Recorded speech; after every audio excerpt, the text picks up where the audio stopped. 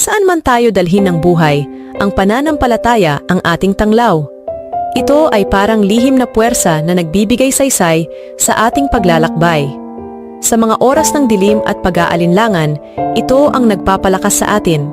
Hindi ito nakabatay sa makikita natin, ngunit sa tiwala natin sa di makikitang mga bagay. Kaya't taimtim nating hinahanap ito sa loob ng ating mga puso, at sa pamamagitan nito, nagiging posible ang mga imposible. Ipinapakita nito na may pag-asa sa kabila ng kawalan. Sa huli, ang pananampalataya ay nagbibigay buhay at kahulugan sa ating mga pagpapala at pagsubok, nagdadala ng kapayapaan sa ating mga puso. Saan man tayo dalhin ng buhay, ang pananampalataya ang ating tanglaw. Ito ay parang lihim na puwersa na nagbibigay saysay sa ating paglalakbay.